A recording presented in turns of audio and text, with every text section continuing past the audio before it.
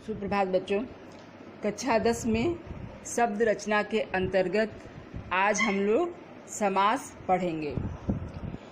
देखिए बच्चों, समास का अर्थ है संक्षिप्त करने की रचना विधि, यानी संक्षेप में करना, संक्षिप्त करना, किसी चीज़ को छोटा करना। तो बच्चों, समास वह विधि है जिसमें दो या दो से अधिक शब्द मिलकर के एक नया पद बनाते हैं। आप वाक्य प्रयोग में प्रायः देखा जाता है कि कभी कभी शब्दों की विभक्तियों को हटाकर वे छोटे कर दिए जाते हैं। इस प्रकार दो या दो से अधिक शब्दों के परस्पर मिल जाने पर जब संक्षिप्तीकृत एक शब्द बन जाता है, जब एक छोटा शब्द बन जाता है तो उसे समास कहते हैं। यानी सरल भाषा में दो या दो से अधिक पदों से मिलकर के जब एक नया पद बनता है, संक्षिप्त उसका रूप होता है, तो उसे समास कहते हैं। समास के जो दो पदों से मिले योग को से जो पद बनता है, यानी दो पदों के योग से जो संक्षेप में जो एक नया पद बनता है, जो एक संक्षिप्त पद बनता है, उसे सामासिक पद कहते हैं। और पुनः उसे अलग करने की प्रक्रिया को समास विग्रह कहते हैं। देखिए बच्चों, मुख्य रूप से समास चार भेद होते हैं समास के, लेकिन सामान्य रूप से आप लोग पढ़ते हैं समास के 6 भेद, जबकि वास्तव में समास के 4 ही भेद हैं। अव्ययभाव समास, तत्पुरुष समास, बहुब्रीहि समास और द्वंद्व समास।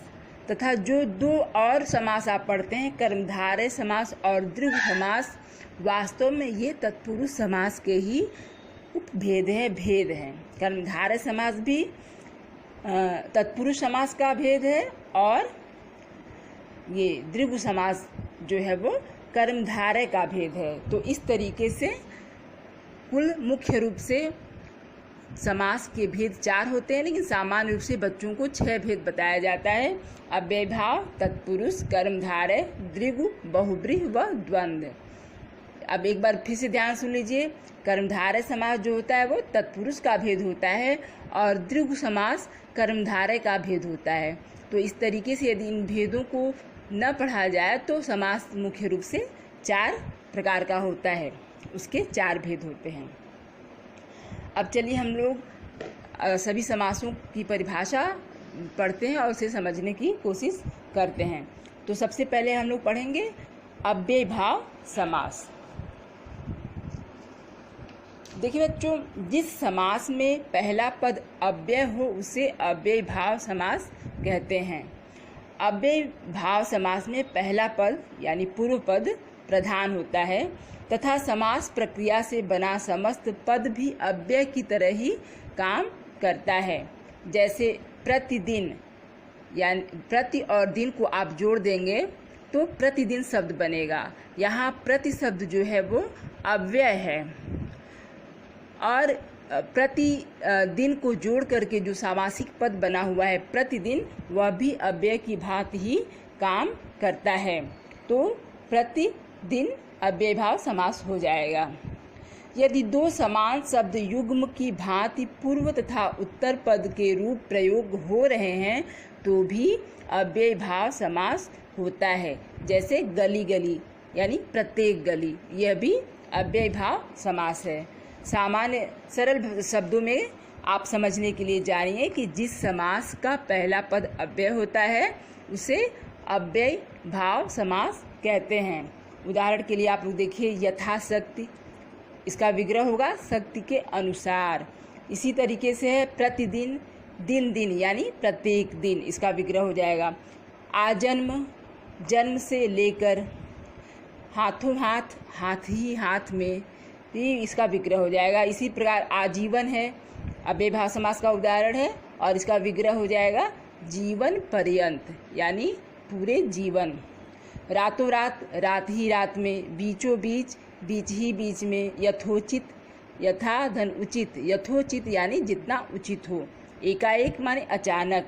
इसी तरह है प्रत्यक्ष, प्रति धन अच्छ यानी आँख के सामने। तो ये हो गया आपका अव्ययभाव समास और उसके कुछ उदाहरण। फिर से एक बार ध्यान से आप लोग सुन लीजिए। जिस समास का पूर्व पद अव्यय होता है और पूरा समास उस भी अव्यय की, पूरा जो सामासिक पद होता है वह भी अव्यय की भांति ही कार्य करता है, उसे अव्ययभाव समास कहते हैं। चलिए अब हम लोग दूसरा समास देखते हैं, दृघ समास। देखिए बच्चों, जिस समास का पहला पद संख्यावाचक विशेषण होता है तथा वह समूह का बोध कराता है उसे दृघ समास कहते हैं। सरल शब्द में, जिस समास का पहला पद संख्यावाचक होता है, संख्या का बोध कराता है, उसे दृघ समास कहते हैं। जैसे चौराहा, नवरत्न, अष्टाध्यायी, सप्तर्षि, त्रिलोकी, नवरत्न। तो ये इन सभी शब्दों में पहला जो शब्द है वो संख्यावाचक है। जैसे त्रिफला, 3 फलों का समाहार, तो इसमें त्रिफला 3 फलों का, इसमें पहला शब्द क्या है, पहला पद क्या है, संख्यावाचक। तो इसका जो पहला पद संख्यावाचक है इसलिए ये दृघ समास हो गया। चौराहा, 4 राहों का समूह। चौराहा 4 राहों का समूह यानी पहला जो पद है वो 4 राह, 4 जो शब्द है वो संख्यावाचक है, संख्या सूचक है, तो यहाँ हो गया दृघ समास। तो फिर से एक बार इसकी परिभाषा देख लीजिए। जिस समास का पूर्व पद यानी पहला पद संख्यावाचक विशेषण होता है तथा वह समूह का बोध कराता है उसे दृघ समास कहते हैं। अब देखिए अगला आपका जो समास है वो है कर्मधारय समास। जिस समास में विशेषण तथा विशेष अथवा उपमान एवं उपमेय का संक्षिप्त रूप हो और विग्रह करने पर दोनों ही पदों में कर्ता कारक प्रथमा विभक्ति रहती है उसे कर्मधारय समास कहते हैं। फिर से एक बार देख लीजिए, कर्मधारय समास जिस समास में विशेषण तथा विशेष अथवा उपमान एवं उपमेय का संबंध होता है उसे कर्मधारय समास कहते हैं। दूसरे शब्दों में आप देखिए, कर्मधारय समास में या तो पहला पद विशेषण और दूसरा पद विशेष से होता है या फिर एक पद उपमेय और दूसरा पद उपमान होता है, वहाँ कर्मधारय समास होता है। अब कुछ उदाहरण कर्मधारय समास का देखिए। महावीर, नीलकंठ, कमल नयन, महात्मा, पीताम्बर। इसका विग्रह देखिए, महावीर महान है जो वीर। इसी तरह नीलकंठ है तो नीला है जो कंठ। कमल नयन कमल जैसे नयन। महात्मा महान आत्मा। पीताम्बर पीला है जो अंबर। ये हो गए कर्मधारय समास के उदाहरण। अच्छा बच्चों, समस्त पद के विग्रह के अंतर से कर्मधारय समास और बहुब्रीहि समास के अंतर को भी आप जरा समझिए। लेकिन इसके पहले हम आपको बहुब्रीहि की समास की परिभाषा बता देंगे, उसके बाद कर्मधारय और बहुब्रीहि समास में विग्रह के आधार पे कैसे अंतर हो जाता है ये समझाएंगे।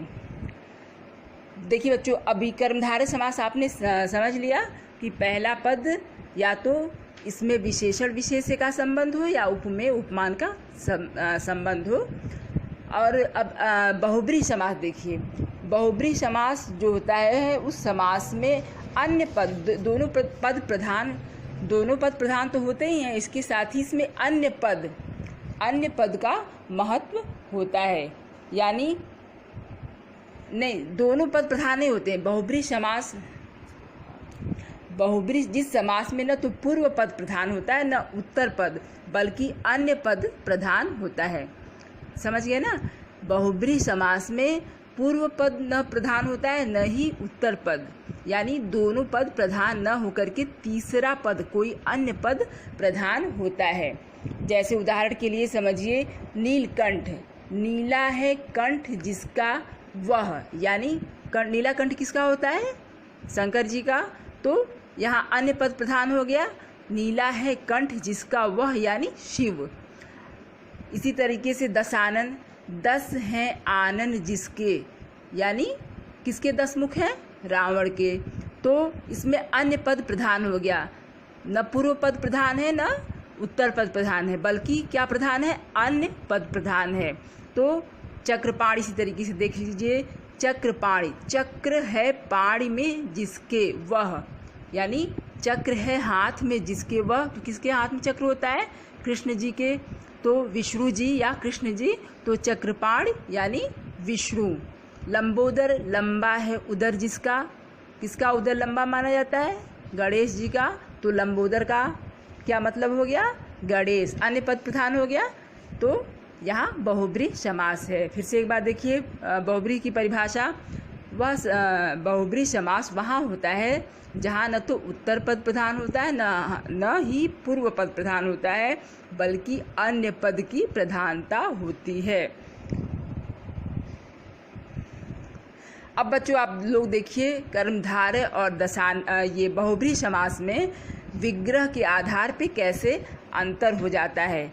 देखिए जैसे महावीर शब्द है, आप यदि इसका विग्रह करेंगे महान है जो वीर, तो हो जाएगा कर्मधारय समास।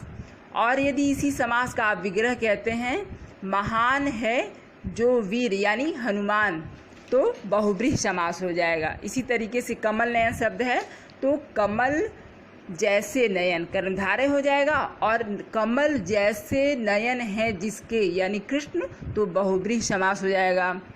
इसी तरीके से पीताम्बर शब्द है, तो पीला है जो अंबर, कर्मधारय समास हो जाएगा।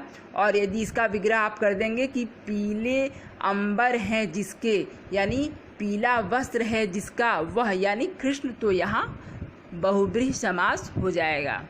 अब आगे के समास हम लोग कल पढ़ेंगे।